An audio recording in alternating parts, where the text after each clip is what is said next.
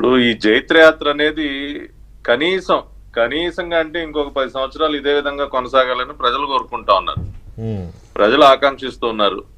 So కాబట్టి ఇటువంటి ఫలితాలు ఇంకా రాబోయే రోజుల్లో స్థానిక సంస్థల్లో కానివ్వండి, ఇంకా ఎప్పుడు ఎటువంటి ఎన్నికలు జరిగినా కూడా ఇదే రకమైనటువంటి ఫలితాలు మనం చూస్తాం. నేను స్వయంగా నన్ను అవినగడ్డ నియోజకవర్గానికి ఇన్ఛార్జిగా నియమించారు. నేను దాదాపు 3 వారాల పాటు ఆవినగడ్డ నియోజకవర్గంలో విస్తృతంగా పర్యటించాను. 6 మండలాలు, 91 గ్రామాలు, పూర్తిగా రూరల్ బ్యాక్ డ్రాప్ లో ఉండేటటువంటి కాన్స్టిట్యున్సీ.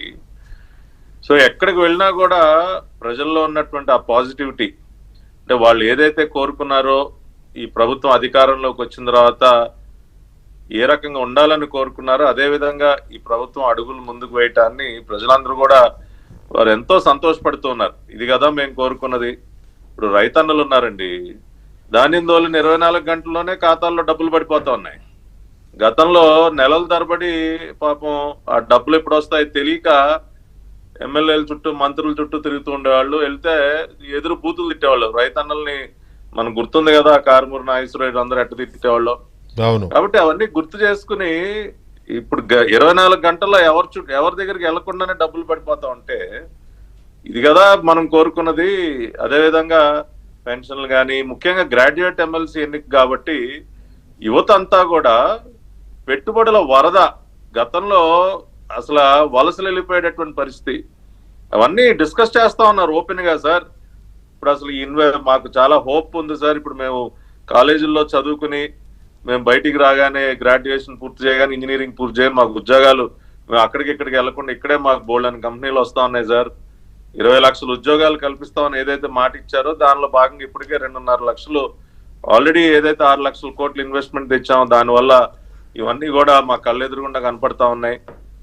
లోకేష్ గారు కానీ, చంద్రబాబు గారు, పవన్ కళ్యాణ్ గారు పడుతున్నటువంటి శ్రమ, కేంద్ర ప్రభుత్వం ఇస్తున్నటువంటి సహకారం, డావోస్ పర్యటన కానీ ప్రతి ఒక్కటి గుర్తు చేసుకుని చెప్తా ఉన్నారండి. విశాఖ స్టీల్ ప్లాంట్ ని ఏ విధంగా నిలబెట్టామో చెప్తా ఉన్నారు ఎక్కడికి వెళ్ళినా కూడా. అదేవిధంగా స్కిల్ డెవలప్మెంట్ సెంటర్స్ గురించి మాట్లాడుతూ ఉన్నారు. సో గ్రాడ్యుయేట్స్ వాళ్ళు కోరుకునేది ఏంటి? వాళ్ళకి మంచి ఉద్యోగ అవకాశాలు ఉండాలి, పెట్టుబడులు రావాలి, అదేవిధంగా వాళ్ళకి అన్ని రకాలుగా వాళ్ళ భవిష్యత్తు అటు ఇటు వలసలు వెళ్లకుండా ఇక్కడే వాళ్ళ భవిష్యత్తు ఉండే విధంగా ఉండాలని కూడా కోరుకుంటే అవన్నీ జరుగుతుండేసరికి అది ఫలితం రూపంలో మనం కనపడింది.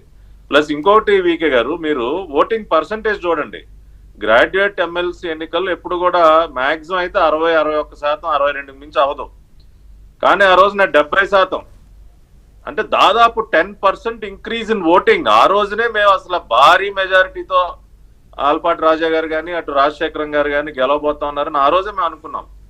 మేము ఎక్కడా కూడా అసలు పల్లెటూళ్ళలో, అవినగడ్డ కాన్స్టిట్యున్సీలో వీకే గారు నా కళ్ళతో నేను చూశాను, పోలింగ్ బూత్ 10-15 కిలోమీటర్ల దూరంలో ఉన్నప్పుడు మేము కొంత కంగారు పడ్డాం. బూత్ కొంచెం దూరంగా ఉన్నాయి, ఇవన్నీ కూడా మరి వస్తారా ఓటేయడానికంటే ప్రతి ఒక్కరూ చక్కగా ఉదయాన్నే వచ్చి మధ్యాహ్నం 12-1 గంటకల్లా ఆల్మోస్ట్ 40-50% వచ్చేసింది ఓటింగ్. అంటే వాలంటరీగా ఎవరికి వాళ్ళు వచ్చి ఎస్ మనం ఈ ప్రభుత్వానికి మనం ఆశీర్వదించాలి, దాదాపు 8 నెలలు ఈ పరిపాలనకు ఒక రకంగా మేము ఇది మళ్ళీ ఒక పరీక్షగా మేము భావించాం. అది డిస్టింక్షన్ లో పాస్ అయ్యేసరికి మేమందరం కూడా చాలా మంచి ఉత్సాహాన్ని ఇచ్చింది, మంచి ఎనర్జీని ఇచ్చింది, ఇంకా కూడా గట్టిగా పనిచేయాలని చెప్పి. రెండో వైపు వీకే గారు, ఏ సునకానందం, పోటీ చేసే దమ్ము లేదు, ఏదో అది లేదు ఇది లేదు. ఇప్పుడు ఉపాధ్యాయ ఎమ్మెల్సీ ఎన్నికలకు సంబంధించి ఉత్తరాంధ్రలో ఏదైతే ఎన్నిక జరిగిందో